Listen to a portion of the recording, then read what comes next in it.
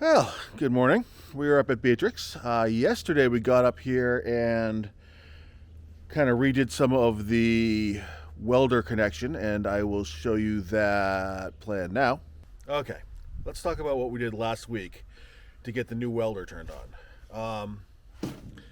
Welder needs a 650 plug, NEMA standard 650, and that's what this is. I took the cover off because I'm going to be working on this a little bit in a second. Needs this plug. This wants to be 50 amps, which means it wants 6-gauge wire, which is a huge pain in the butt and not exactly what we're doing. And and the reason for that is that when I looked at the manual for the welder, it actually only needs like 32 amps. And I'm not going to be running it full open. So we're actually going to run it off of a 30 amp circuit. The circuit is breaker fused at 30 amps. So we won't overload anything. We may just pop the breaker. So that's safe. It might be inconvenient, but that's how we're starting. We're going to see if we actually need more than 30 amps. All right, first thing on that. Now, the way that we did it last week, that was not optimal. Okay. So, on the side of the house, there is a power inlet for a generator. And it's an L1430 inlet, which means that it's a lock and connector, 30 amps, and 14 is it's a four conductor. It's a four conductor outlet, so it's actually 2 hot legs, a neutral, and a ground. Not important. What is important, and what I need to say right now, this is not a how-to channel. This is a what we did channel. Don't even take inspiration for what I'm doing. I'm just explaining how we got there. All right, getting back to it. Waiting for the car. So there's an inlet on the side of the house that is connected to the house circuitry through a pair of 30 amp breakers, or a 30 amp dual pole breaker, and it's up high, and it is in fact code compliant to be up high and be an inlet, so that even though there are little metal prongs there that if you jumped up high and stuck your fingers into, it would be bad. By the way, we always leave them off, the breakers off. It is code compliant. And the idea is that it is interlocked with the breaker in the house, or the main breakers for that panel, so that in an emergency or storm, we can put power from a generator into that. And that would drive and it would drive into the house. The key being that when we turn the breakers to let power in from the generator on, it has to turn off the power that would go out of that panel to the pole. And the reason that I have that interlock is that it keeps you from electrocuting linemen. Another car, hang on. The guys trying to turn your power back on, the guys or girls trying to turn your power back on don't like it when there's 200 volts of potential coming from your house when they're trying to work on the wires. It is possible to temporarily defeat those, which is what we are doing to get power back out to that outlet, or that inlet. Now, from that inlet, we were able to go through a relatively common and not crazy expensive L1430 extension cord. The problem is that is an inlet, so I have to plug this end of the extension cord in. Anyone see where this is going? That means that the other end of the extension cord that goes into the box we made was male. Or was the plug side, I should say. Trying to get away from the male-female thing. Old habits, sorry. Anyways, this is almost always contained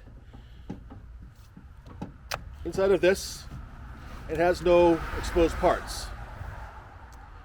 That said, and the reason that we're not staying this way is that I have 2 little boys who at some point will probably come by and figure out how this comes out. And I do not want there to be 200 volts of potential on these conductors if they've unplugged it. That is why you don't make suicide cords or stingers. That is why you don't make male-male connectors.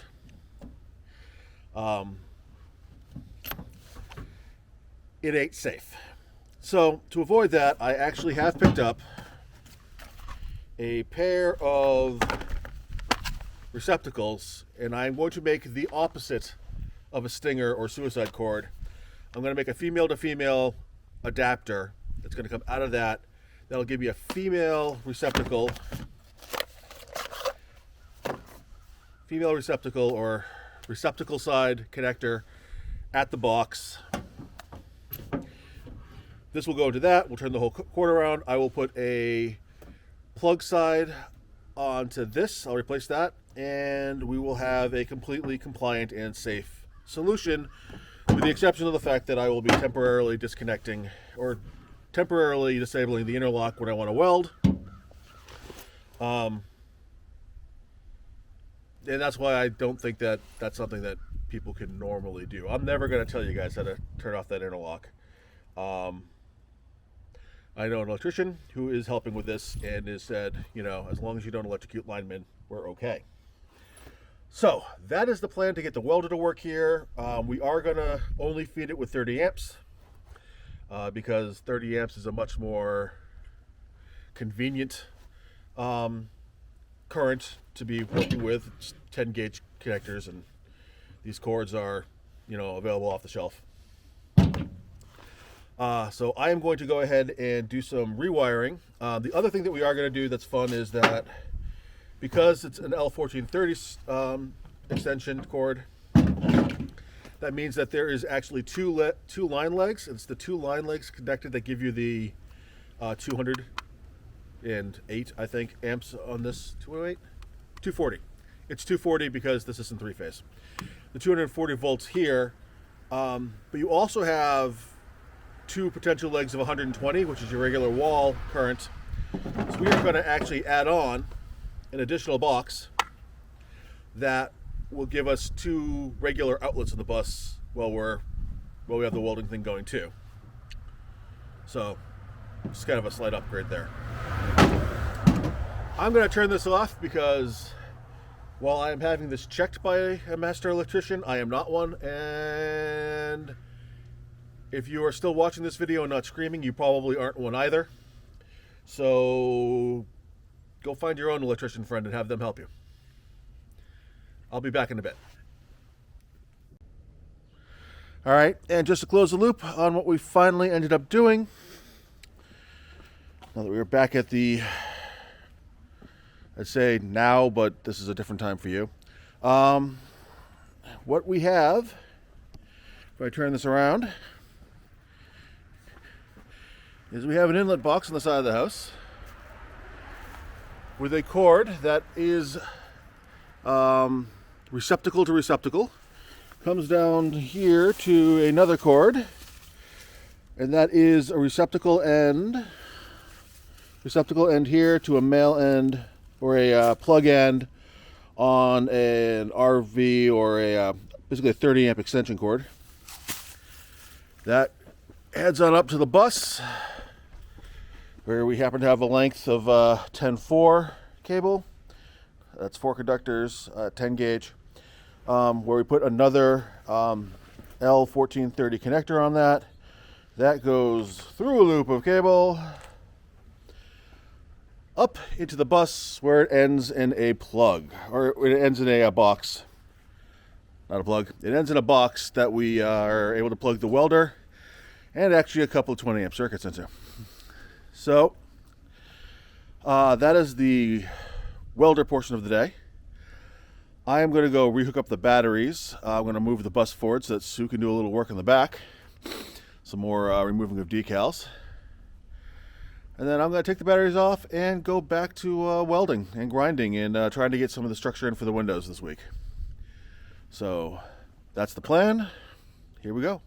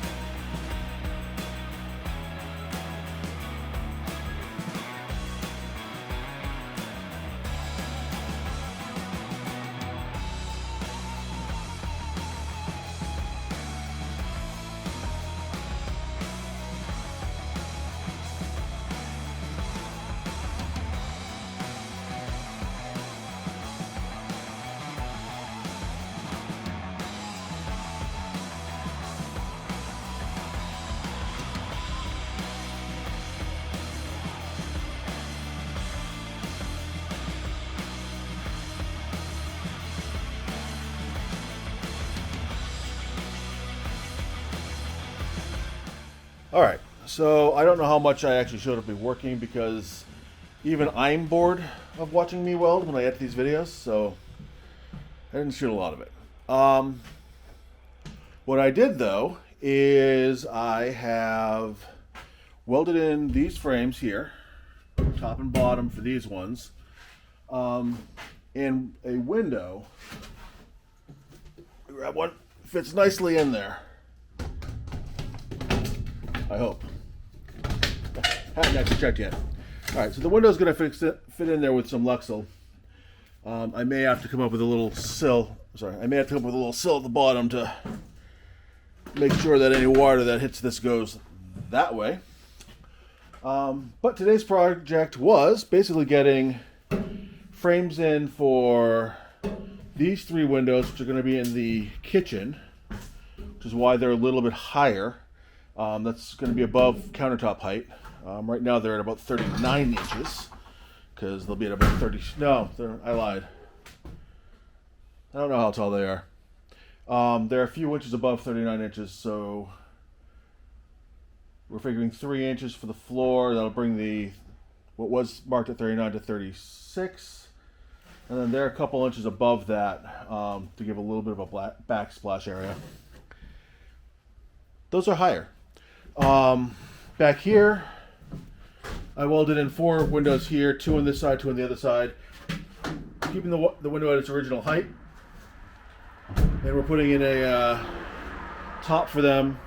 And then above this, we'll probably put in, we're actually thinking about putting in like a fold down bunk or something up here. We'll see if that happens. But I also put in a little header to catch the steel. That's going to be the skin. We'll put that in. I did the same thing on the other side. So we have a header to catch the steel, the top to hold the window in place, and then we're using the original window sill. Did that almost all the way through here. The only place that's a little different is that in here, which is going to be the water closet, which won't actually have any water in it. There's going to be, I put the steel in pretty high, and we're going to use the existing top of the steel for the, we're going to use the existing top for the window. That way, there's less exposed. There are going to be 3 more windows that I need to frame in here. Those are a little more complicated, and I will hopefully be able to show more of that in the next week or so. And we're getting close to doing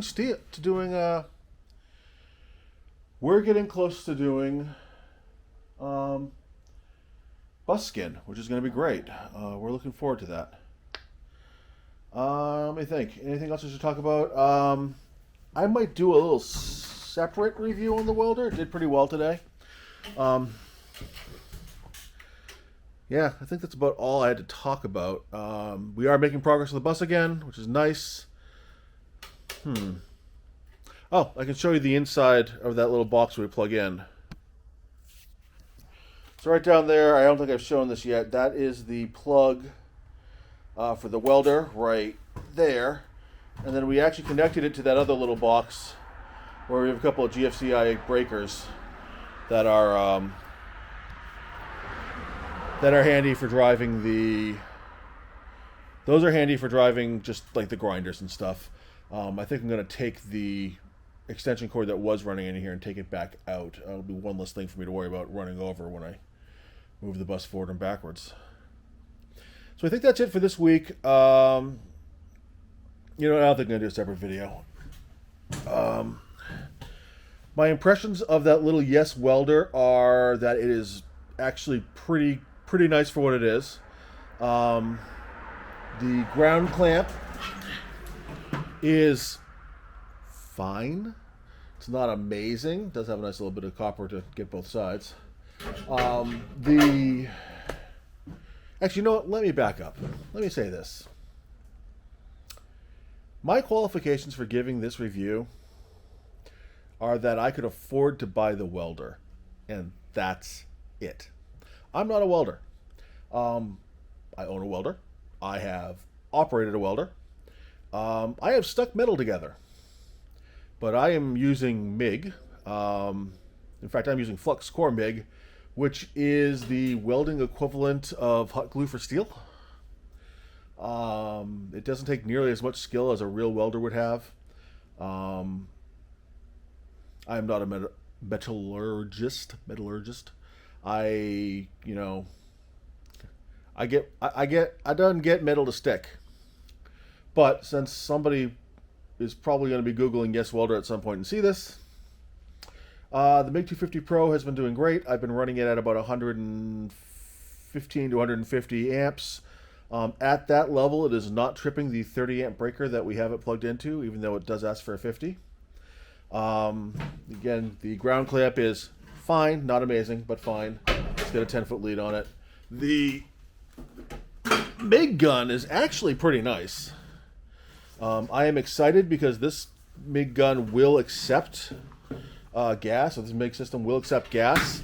I have not set that up yet. I will let people know when I do. It may not be for a while because I've got a honking big spool of flux core in there, and it's a bunch of money to convert to start doing gas. I'm excited to try it though, so it'll probably happen sooner rather than later. I think that's pretty much it. All told, the Yes Welder thing, I have not really dug into it. It seems fine. It is probably more powerful than my old welder. It is nice to be able to get a little more heat into a weld real fast. I think I am probably getting better penetration with it. But again, I'm not an expert. So that's it. I am supposed to say to like and subscribe and comment and, I don't know, share this and... yeah, I don't know. My future YouTuber son will tell me that I'm supposed to say like 8 other things right now. But I'm not going to. Sorry, Max. Yeah, that's it. I'm going to say, have a great weekend. We'll see you next time.